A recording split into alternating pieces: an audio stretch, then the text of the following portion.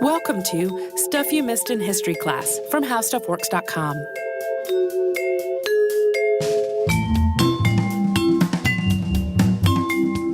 Hello and welcome to the podcast. I'm Tracy V. Wilson. And I'm Holly Fry.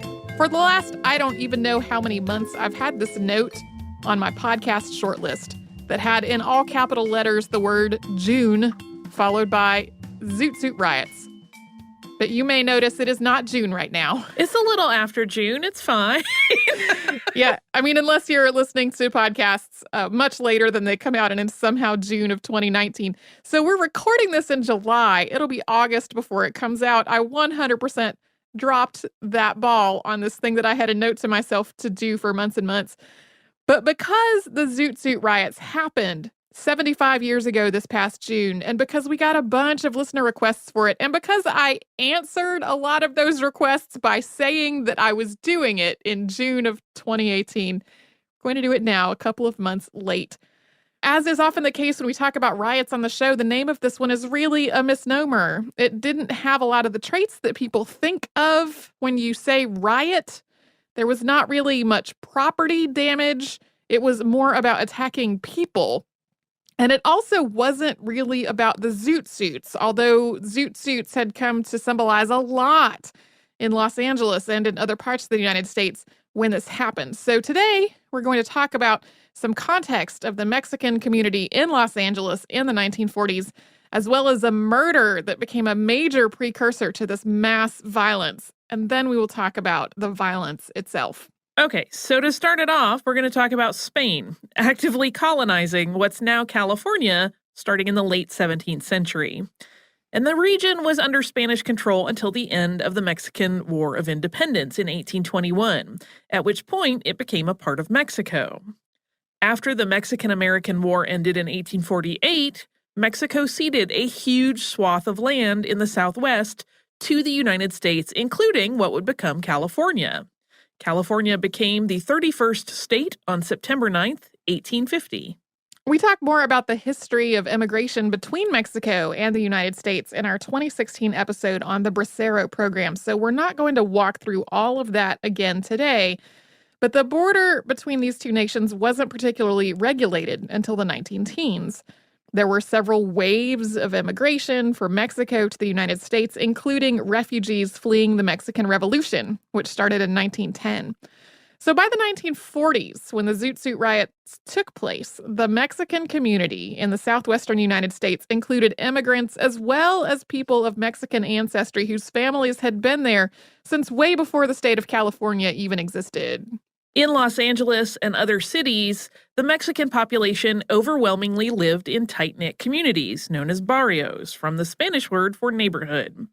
And these neighborhoods evolved through a range of social and economic conditions, as well as discriminatory housing policies and employment and lending practices. Basically, the same policies that enforced segregation of Black residents in other parts of the country enforced segregation of Mexican and other Hispanic and Latino residents in the American Southwest. The barrios in Los Angeles included really densely populated urban neighborhoods, as well as Chavez Ravine, which had been home to a predominantly Mexican population going back into the middle of the 1800s. Because of its steep terrain, parts of the Chavez Ravine were almost rural. Poverty was widespread in these neighborhoods. The housing was frequently substandard and overcrowded, and often managed by predatory landlords. While the Anglo community tended to view the barrios as slums or eyesores, the people who were actually living there had extremely tight-knit relationships with one another. There was a simultaneous mix of intense neighborhood and cultural pride and social and economic isolation from the rest of the city. That wasn't necessarily the case for the young people living in the barrios, though. In the 1940s, young people in the barrios were predominantly the children of Mexican immigrants who had been born in the United States and were citizens. And many of them felt like outsiders, both within and outside of their neighborhoods. They were being educated in English-speaking American schools, and a lot of them wanted to experience life outside the barrio or even leave the barrio. This really put them at odds with their parents, who tended to be traditional and conservative. These second-generation Mexican Americans were also subject to huge pressure to assimilate with Anglo life from outside the barrio, and huge pressure to maintain a strong sense of Mexican cultural identity from within it. And outside of their neighborhoods, they faced discrimination because of their ethnicity, and sometimes outright exclusion from the types of activities that would otherwise be completely typical for a teenager. Economic hardship, social isolation, exclusion from recreation and social activities, and a sense of being an outsider are all factors that are cited as reasons why young people join gangs.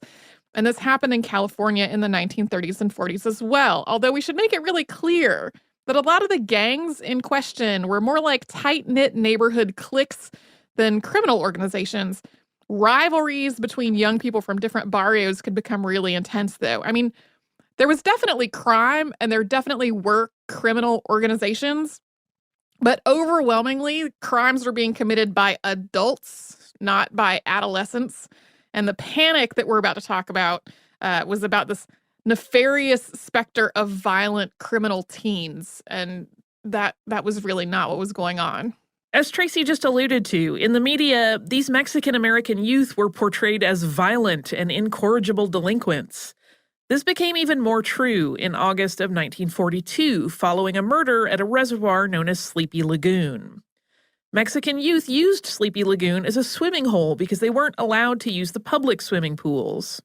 And on August 1st, 1942, a fight broke out after a party near the reservoir, and 22-year-old Jose Diaz was beaten and left for dead.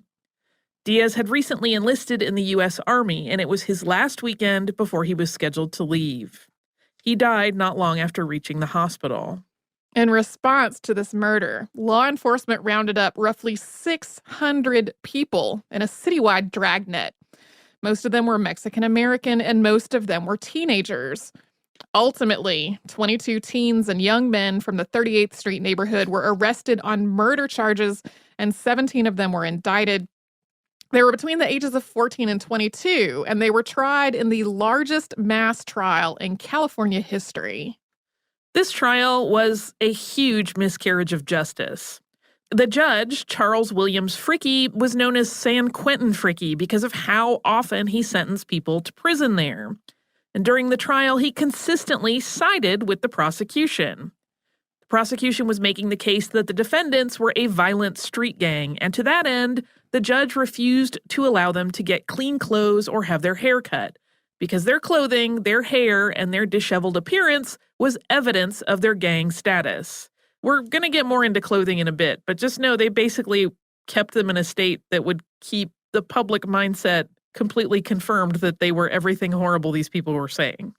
Yeah, even if when they originally were arrested, they had been wearing neatly attired clothing, they were in these same clothes for the length of these proceedings. So they just became more and more disheveled. The defense also had 17 different defendants to deal with, and the judge continually ruled that their attempts to confer with their clients were disruptive. The defendants were ultimately seated in 2 rows facing the jury, physically separated from their attorneys. Some of the defendants also really did not take this trial seriously. Some of them had never even met the victim and seemed to just assume that they were definitely going to be acquitted because clearly they were not involved. That meant that an all-white jury was constantly face-to-face with a bunch of teenagers, some of whom were chatting with each other and rolling their eyes and generally acting like teenagers who weren't really being supervised in the courtroom. The trial lasted until January of 1943. In the end, 5 of the defendants were acquitted. The rest were found guilty of a number of crimes and sentenced to between 6 months and life in prison, depending on the charge. During these proceedings, girls and young women from the 38th Street neighborhood had also been called to testify and to participate in the investigation, but they refused to cooperate. Afterward, they were taken from their parents' custody, made wards of the state, and placed in a reform school called Ventura School for Girls, and they remained there until they were legally adults. This trial and the news reporting that surrounded it continued to inflame tensions between the Mexican and Anglo communities in Los Angeles. News reports described the kids from the 38th Street Gang as a violent gang, and the whole incident was used as evidence that Mexican youth were inherently criminal and dangerous. Mexican youth gangs were blamed for all kinds of crime and social ills. The idea of a dangerous Mexican criminal element spread among the Anglo population. Rather than doing anything about the social and economic conditions in the barrios, lawmakers and media instead used these young people as evidence of a nefarious criminal element that needed to be dealt with. And Mexican-American youth, who already felt like outsiders, felt even more targeted by an obviously unfair legal and law enforcement system. After 2 years of advocacy by the Sleepy Lagoon Defense Committee, these convictions were overturned on appeal in 1944, although the charges were never formally cleared. The appellate court found a number of problems with that original trial, from inadmissible evidence being admitted to inadequate defense representation to the judge's treatment of the most vocal of the defense attorneys. Today, the murder of Jose Diaz is still officially unsolved. Most of the young men who had been convicted of his murder were still in prison when the Zoot Suit riots happened. We're going to get into the riots, and before that, into the Zoot Suits after a sponsor break.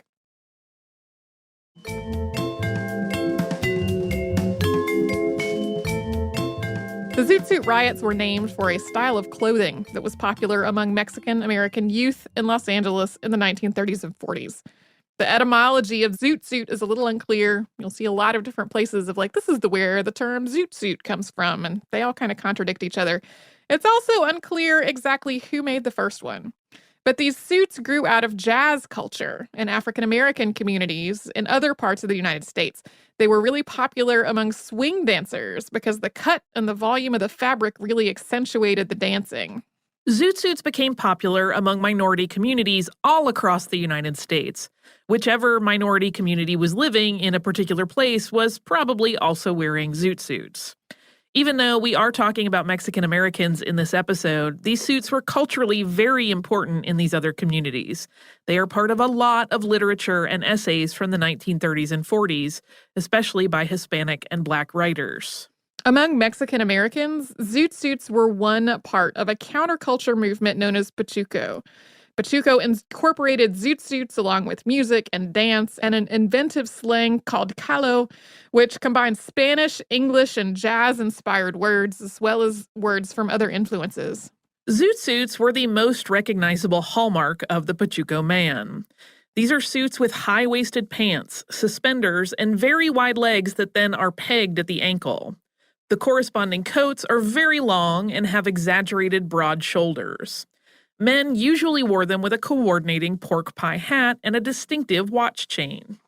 Some Pachucas, or women in this culture, wore full zoot suits with the pants. Others paired them with short skirts, big hair, and bright makeup. Regardless of what she was doing, though, women who dressed this way were really pushing gender norms. Wearing the pants was thought of as too masculine, but the short skirts and the loud makeup were regarded as too aggressively feminine and too sexual. To both Anglos and the Mexican parents of these youth, Pachuco wasn't a culture, it was just another word for punk or thug. Mexican parents worried that their children were going to, quote, become Pachucos. And among Anglos, part of the response to this culture might be summed up as, how dare you? Zoot suits were expensive, and news reporting about the style tended to hype up the cost. Pachucos took great care in their appearance. They walked with a swagger, and they took pride in being able to dance and going out and having a good time. So from Anglos, there was this whole element of how dare you spend so much on a suit when you should be living in poverty? How dare you walk with that swagger when you live in a slum? Cesar Chavez, who co-founded the National Farm Workers Association with Dolores Huerta, described it this way, quote, "We were a minority group of a minority group. So in a way, we were challenging cops by being with 2 or 3 friends and dressing sharp. But in those days, I was prepared for any sacrifice to be able to dress the way I wanted to dress. I thought it looked sharp and neat, and it was the style." And to circle back around to the Sleepy Lagoon murder case, the defendants were part of a culture that valued dressing well and taking care of their clothing and appearance. But again, if you recall, they were forced to wear the same increasingly shabby clothes for the duration of their trial. So for Pachucos, this one outfit, the Zoot suit, had a whole lot of adolescent rebelliousness and community pride and Mexican-American culture all rolled up into it. And in the 1940s, wearing one became an overtly political act in another way as well. During World War II, fabric was tightly rationed, and Zoot suits used a lot of fabric. The Wartime Productions Board limited the use of wool in March of 1942, and it banned a number of extra flourishes on clothing that required more fabric, including cuffs, pleats, pocket flaps, and vests. Zoot suits were pretty much all extra fabric. Having made one, I will wholly endorse this fact. They take up a lot of yardage. And at first, tailors got around this by making Zoot suits out of other fabrics besides wool. But in October of 1942, the WPB specifically banned those as well. It wasn't illegal to wear a Zoot suit, but it was illegal to make them, although bootleg tailors continued to do it anyway. The city of Los Angeles also debated banning the wearing of Zoot suits that year, but ultimately did not. By 1943, Zoot suits were very closely associated with crime and with juvenile delinquency.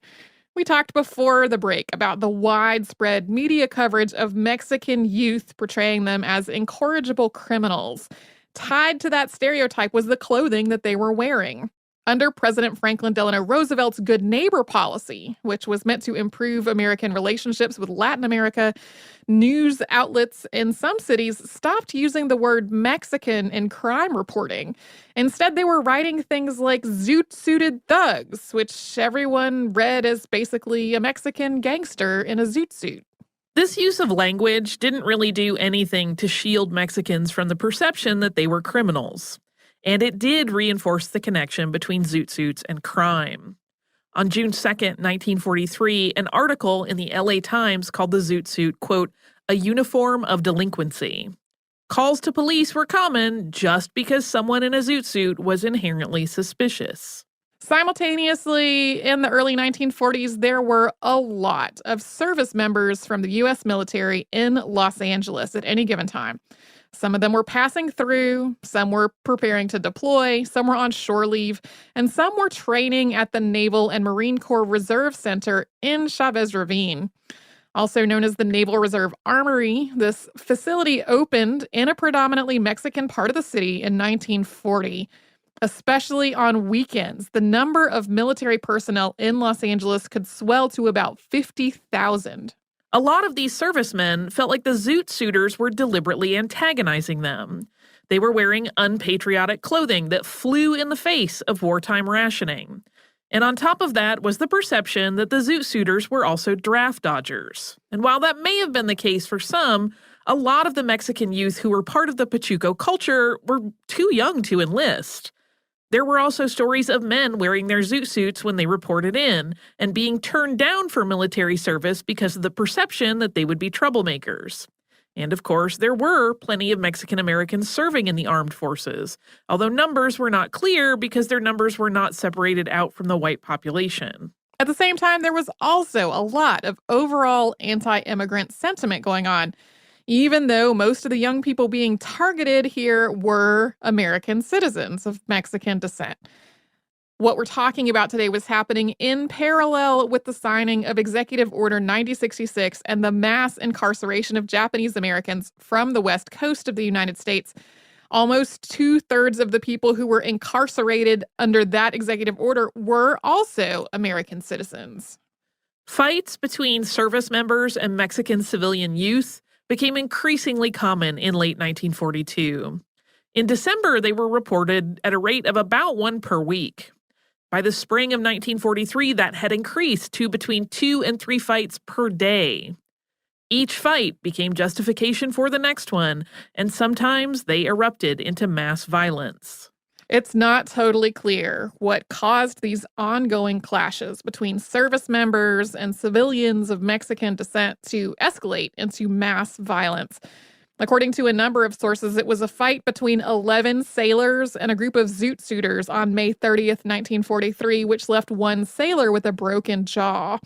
These riots started on June 3rd and were, at least in theory, in retaliation for that earlier fight. And we're going to get into the details of the Zoot Suit riots after we first pause for a break where we hear from one of the sponsors that keeps this show going.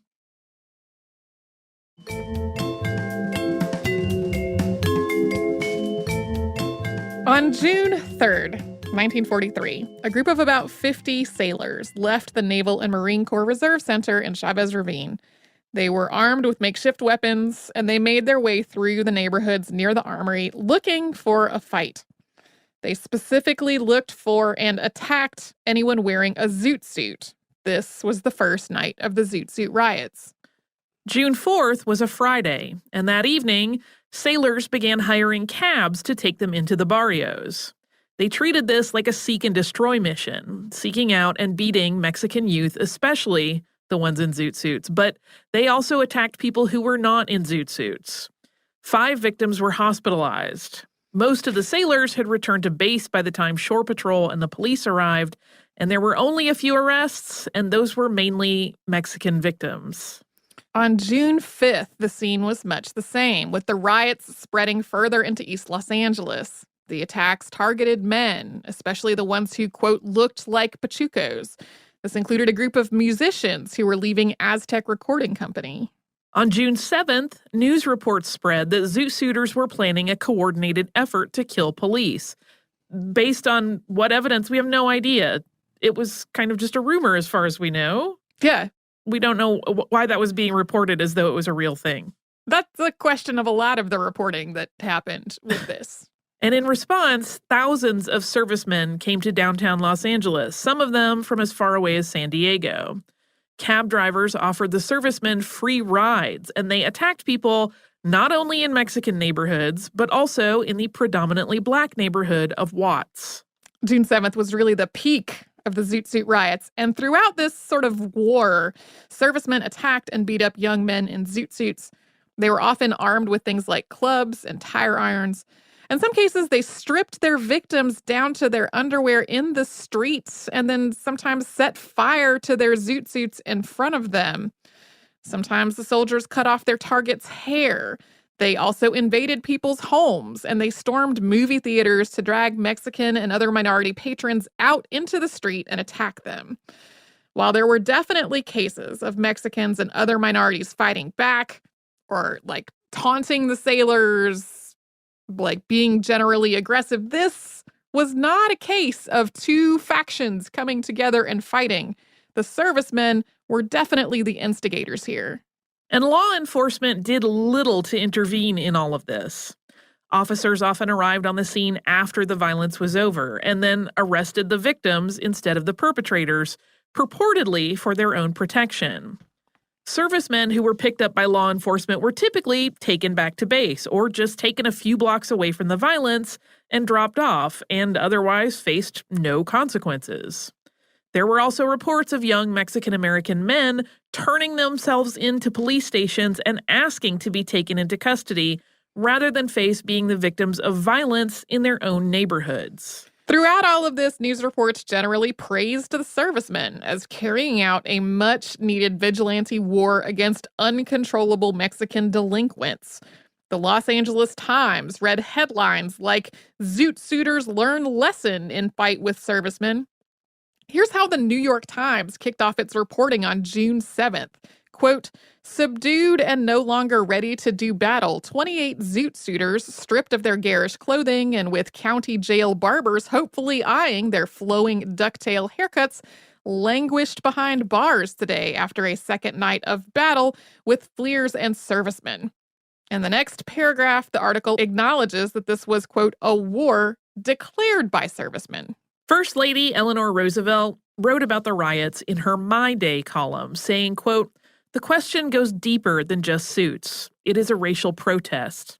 I have been worried for a long time about the Mexican racial situation. It is a problem with roots going a long way back, and we do not always face these problems as we should." After this appeared, the LA Times accused her of sowing racial discord. On June 8th, the violence largely stopped because the servicemen were barred from leaving base, and downtown Los Angeles was made out of bounds for soldiers and sailors. At the same time, the official Navy position was that all of the actions by sailors were in self-defense. That was patently false. They were picking the fights themselves. The Shore Patrol was also given orders to arrest any member of the military whose behavior was disorderly. On the 9th, the Los Angeles City Council passed a resolution banning the public wearing of Zoot suits, with 50 days in jail as punishment. Although there had been hundreds of injuries, some of them severe, there were no deaths during the Zoot Suit riots. But the racial aspect of the violence is obvious by the numbers. In terms of hospitalizations, about 100 Mexican Americans suffered serious injuries compared to roughly 16 servicemen. There also would have been lots and lots of people who were hurt but didn't seek medical care. There were also arrests of close to 100 Mexican Americans compared to about 20 servicemen and about 30 non-Hispanic civilians. After this was over, 2 committees were formed to investigate and find out the cause of the riots. One was a citizens committee ordered by California Governor Earl Warren.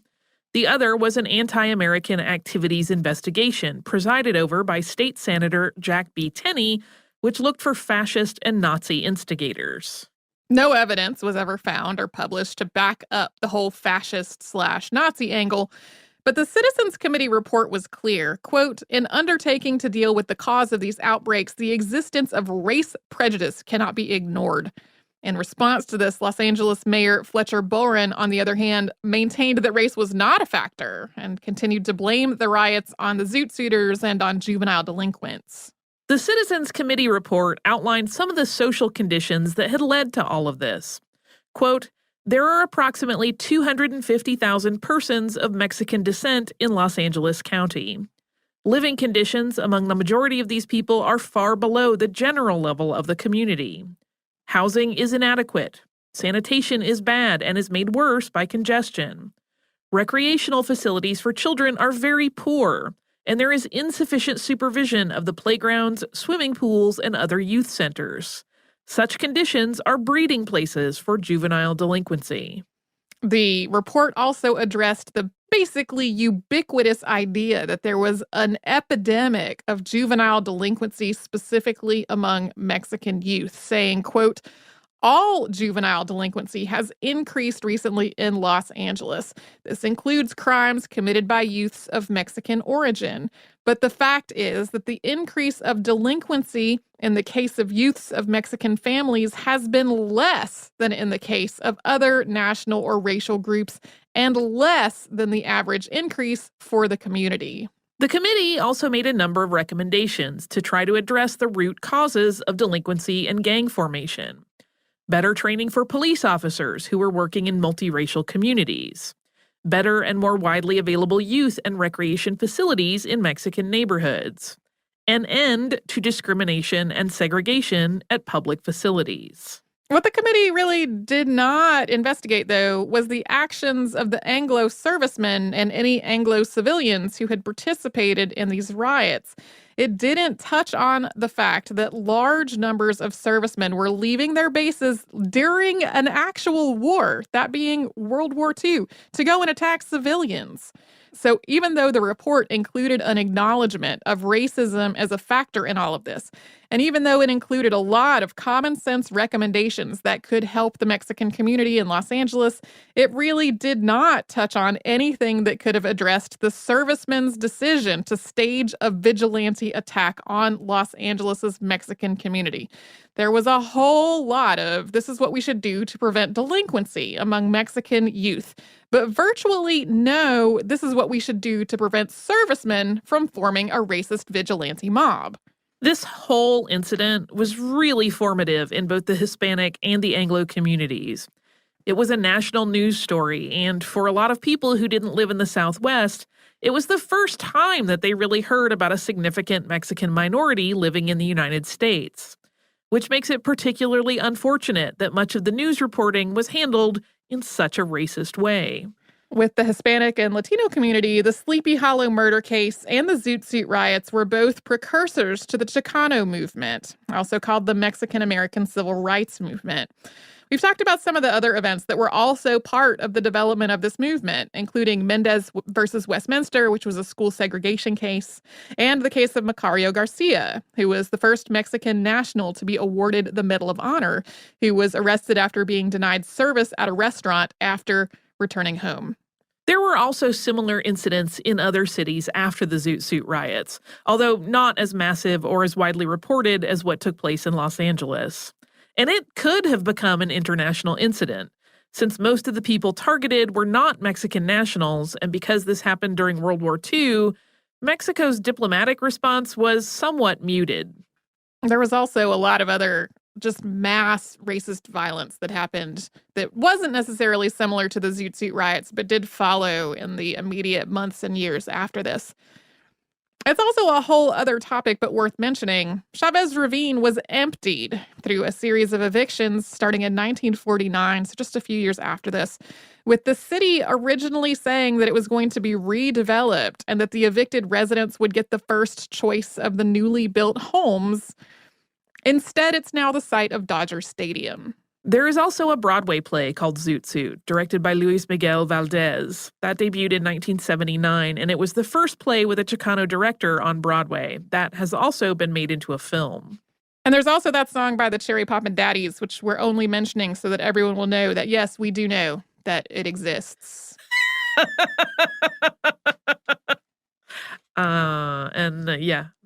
Makes it sound like a whole lot of fun when it was not. It was not fun at all. No. Do you have some listener mail for us? I sure do. I'm chuckling because the subject line of the email is "Yay for coal mining," which just isn't a sentence that you see in your email all that often in many contexts. This is from Rochelle. Rochelle says, "Good morning, ladies. I've never written into a podcast before, but I have been so taken by your podcast, I can't help myself. I have only started listening to your podcast a couple months ago, but I am quickly catching up to the most recent episodes. You have such a delightful, wonderful podcast that helps me get through dull days at work. I've been a lifelong history buff and fun fact fiend, and your podcast is a wonderful mixture of both for me. I would just like to take a moment and say I love fun fact fiend." To return to the email, I'm writing in because I've just listened to the Aberfan disaster episode from November 2017. I'm from Scranton, Pennsylvania. Before The Office, it was most famous as a coal mining area. Northeastern Pennsylvania is the location of the largest deposit of anthracite coal in the world. The two most common types of coal are anthracite and bituminous coal, anthracite being the rarer of the two. My grandfather on my dad's side and my great-grandfather on my mother's side were coal miners. We have had our own mining disasters, which sadly, as you said in the episode, are all the same. I am a metalsmith, and for my MFA thesis, I created sculptures and paintings telling the stories of coal mining in northeastern Pennsylvania, with the main takeaway being that this story is common 1,000 times over and being told through the lens of Scranton. Rochelle then ends with some episode suggestions for future episodes, and I just wanted to say thanks for sending this email. If you want to send us pictures of your MFA thesis, I would be super interested in seeing that as well. So thank you, Rochelle. If you would like to write to us about this or any other podcast, we are at historypodcast@howstuffworks.com. We're also all over social media at Missed in History. That is our Facebook and our Twitter and our Instagram and our Pinterest. You can come to our website, which is missedinhistory.com, and you will find show notes for all the episodes that Holly and I have done together, as well as a searchable archive of every episode that's ever been on the show. And you can subscribe to our podcast on Apple Podcasts, Google Podcasts, and wherever else you get your podcasts.